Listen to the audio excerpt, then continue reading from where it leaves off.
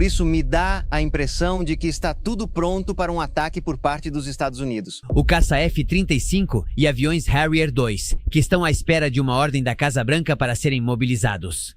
Agora, a grande pergunta é, para que serve esse grande deslocamento que eles têm no Caribe? Isso provavelmente vai começar à noite com o lançamento de mísseis Tomahawk. Vão entrar lançando cerca de 300 mísseis em algumas regiões da Venezuela. Olá, como estão? Bom dia para todos vocês. Bem, estamos aqui no Porto de Ponce. Este lugar está localizado mais ou menos a 1h30 da capital de Porto Rico, San Juan. E viemos até este local porque também há movimentação marítima das forças norte-americanas, particularmente dos fuzileiros navais que vocês podem ver aqui atrás. Temos 2 navios de guerra que estão, digamos, atracados nos cais de Ponce. Mas ontem à tarde ficamos absolutamente impressionados com um verdadeiro espetáculo que nos deram alguns veículos anfíbios, ou melhor dizendo, embarcações anfíbias, para ser preciso e correto, que são gigantescas. São os chamados hovercrafts, que são justamente utilizados para realizar os desembarques. São enormes, são capazes de transportar 170 fuzileiros navais dentro desta embarcação. Podem levar um par de tanques, podem carregar 4 veículos de assalto. As dimensões são realmente impressionantes.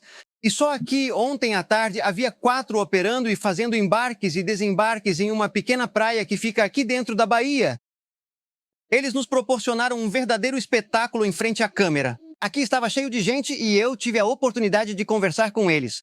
Eu pensava que todo esse movimento armamentista militar dos Estados Unidos não era conhecido pela nova geração em Porto Rico, mas conversei com pessoas mais velhas, falei com um par de senhores de pelo menos uns 70 anos que devem ter visto quando as bases estavam completamente ativas, como a Roosevelt, e eles me disseram que nunca tinham visto um deslocamento dessas características.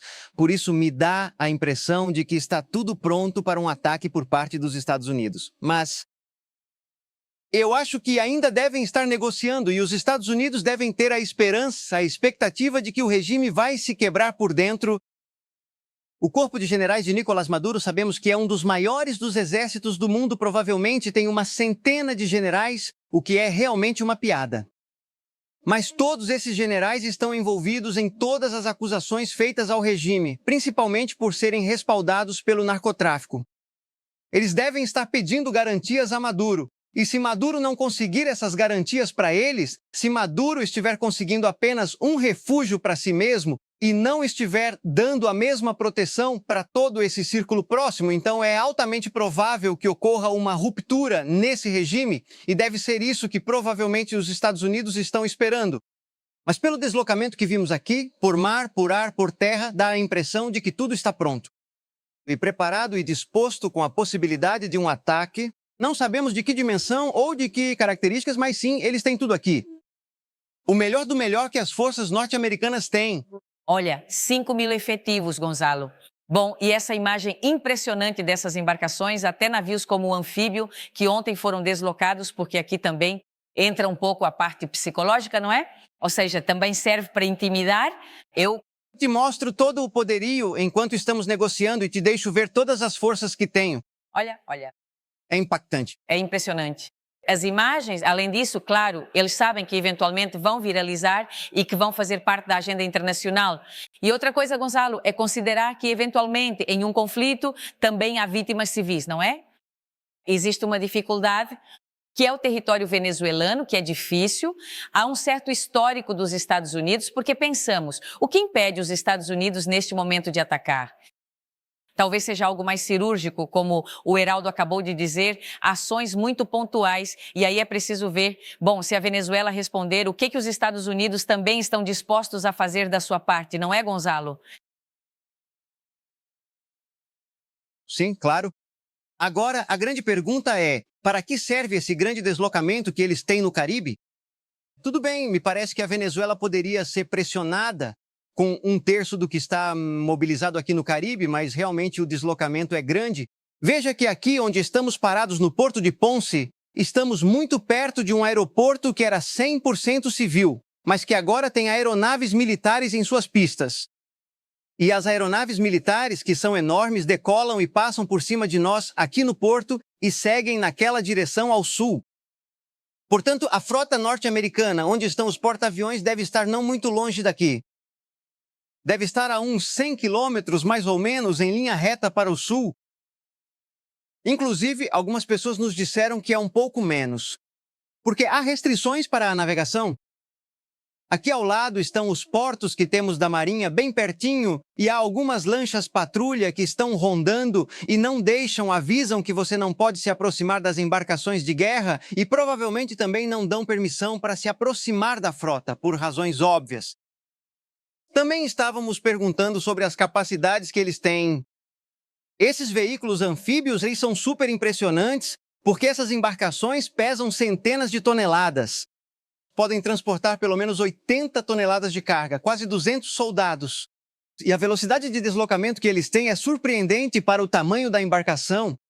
Qualquer embarcação que ultrapasse os 20 km por hora no mar já é super rápida. Esses monstros que medem mais de 30 metros de comprimento podem ultrapassar 70 e até 80 km por hora.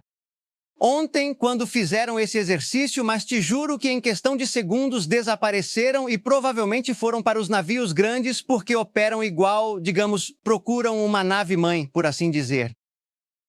Sua presença não passa despercebida nas ruas de Porto Rico. Seus uniformes chamam a atenção. Eles circulam descontraídos pelas estradas do país caribenho. São os militares norte-americanos que se deslocam em Porto Rico enquanto realizam exercícios militares em sua base e no mar, em meio às tensões com a Venezuela. Atenção, não há nada de extraordinário nos meios que estão usando. Isto é o toolkit, esta é a caixa de ferramentas tradicional de um grupo de batalha americano. Vem um porta-aviões com destroyers, navio de desembarque, submarinos que ficam debaixo d'água para protegê-lo de qualquer ameaça. Opera de forma integrada com meios aéreos. Aviões e helicópteros que decolam e pousam constantemente na base militar dos Estados Unidos.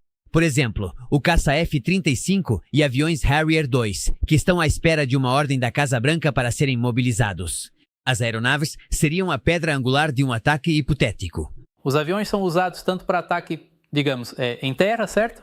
Lançando bombas e mísseis, e os helicópteros vão cumprir funções. Os Apaches são helicópteros de ataque e os maiores, que são um dos Stallions, esses são helicópteros multipropósito que serão usados para transportar pessoas, tropas. Mas isso não é tudo. No mar, os exercícios também são constantes. A presença de navios de guerra foi captada por nossa câmera. Enquanto isso, lanchas de desembarque realizam trabalhos na área. A questão é que manter toda essa unidade, essas unidades de terra, mar e ar constantemente mobilizadas, implica um custo econômico altíssimo e, portanto, é preciso conseguir algo em troca disso. Equipamentos anfíbios que estão à disposição da Casa Branca caso se decida realizar um ataque. Por enquanto, permanecem em estado de expectativa. A dúvida que surge é: como começaria um hipotético desdobramento militar norte-americano? Não, isso provavelmente vai começar à noite com o lançamento de mísseis Tomahawk. Vão entrar lançando cerca de 300 mísseis em algumas regiões da Venezuela, assim como foram os ataques realizados sobre. Não é muito diferente do que aconteceria no Irã, os ataques de Israel ou os ataques dos norte-americanos.